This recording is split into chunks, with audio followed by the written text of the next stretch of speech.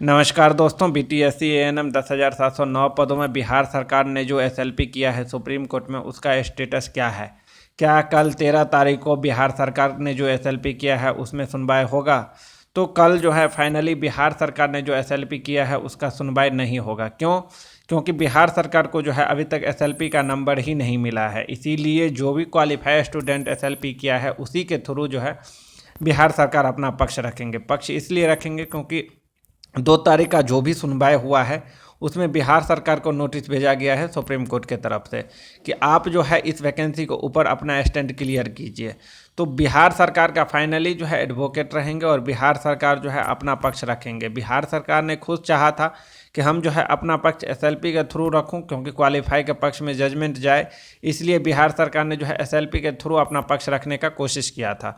लेकिन फाइनली जो है बिहार सरकार का एसएलपी नंबर नहीं मिला है। बिहार सरकार का केस जो है डिफेक्ट रहने के कारण बिहार सरकार का एसएलपी नंबर नहीं मिला है। तो कल जो है बिहार सरकार एसएलपी के थ्रू अपना बहस नहीं करवा सकते हैं क्योंकि बिहार सरकार को एसएलपी नंबर ही नहीं मिला है। और क्यों नहीं मिला है? क्योंकि इसका केस जो है डिफेक्ट हुआ।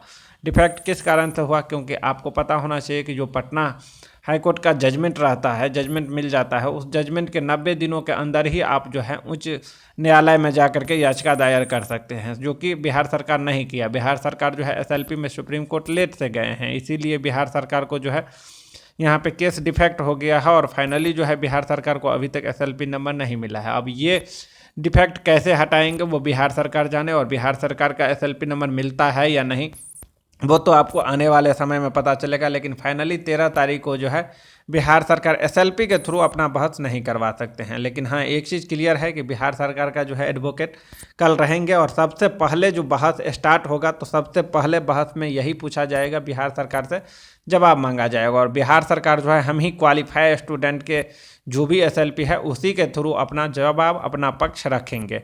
तो फाइनली जो है इस बार भी वही हुआ।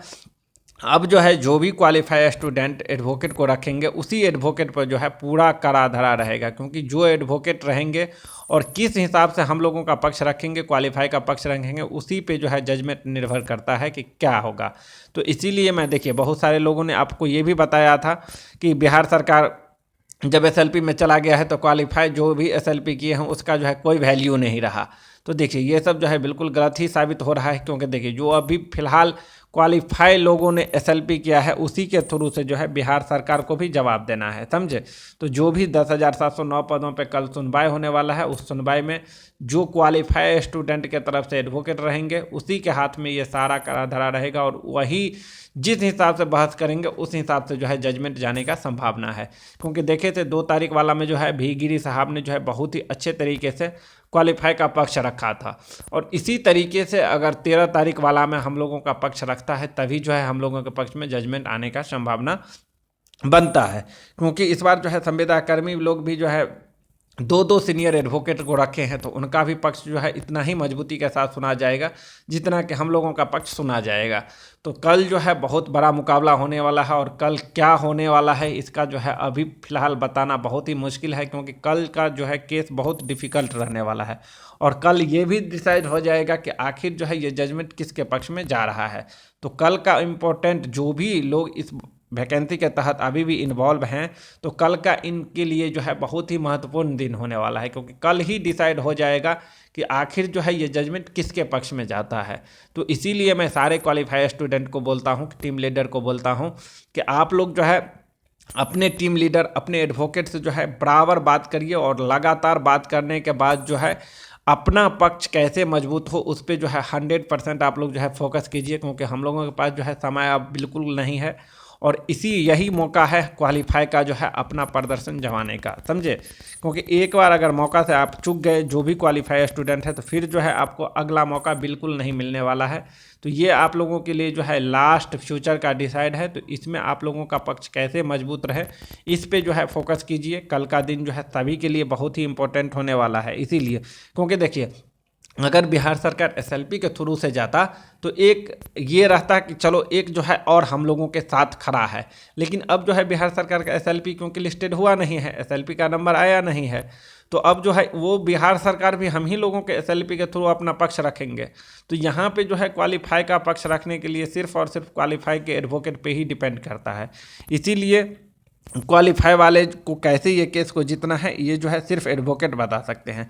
यहाँ पे आप देख सकते हैं डिफेक्ट फ्री जो है, यहाँ पे डिफेक्ट जो है रिमार्क लिखा हुआ है कि field delay days as per limitation report i.e. 8 days, यानी कि बिहार सरकार ने जो है 8 दिन लेट से SLP फाइल किया है। 90 दिन के अंदर अगर फाइल कर देता तो इनका SLP जो है एक्सेप्ट होता, लेकिन 90 दिन से ज़्यादा होने के कारण जो है इनका SLP अभी भी जो है डिफेक्ट पड़ा हुआ है। तो अब ये डिफेक्ट कब क्लियर होता है या नहीं पता नहीं, क्योंकि कल का सुनवाई में ही क्लियर हो जाएगा। अगर कल बिहार सरकार अपना पक्ष क्वालिफाई के पक्ष में अगर रखते हैं और अच्छी तरीके से अगर रख देते हैं तो फाइनली जो है बिहार सरकार का फिर जो है इसमें इन्वॉल्व हो या ना हो कोई फ़र्क नहीं पड़ता है, केस में बहस होगा और बहस पे ही जो है जजमेंट आने का संभावना रहेगा। तो इसीलिए सारे चीज़ जो है अब क्वालिफाई के हाथ में है। क्वालिफाई इस केस को कैसे हैंडल करते हैं, किस तरीके से हैंडल करना चाहते हैं और कैसे ले जाना चाहता है, वो क्वालिफाई के एडवोकेट पे ही डिपेंड करता है। तो इसीलिए मैं सारे लोगों से बोलता हूं कि एडवोकेट जो है भी गिरी साहब को रखना ही बहुत इंपॉर्टेंट हो जाता है और फाइनली भी गिरी साहब ही रहेंगे हम लोगों के इस केस में। Thank you. आप सभी को, चैनल पे नए होंगे तो चैनल को सब्सक्राइब कर लें।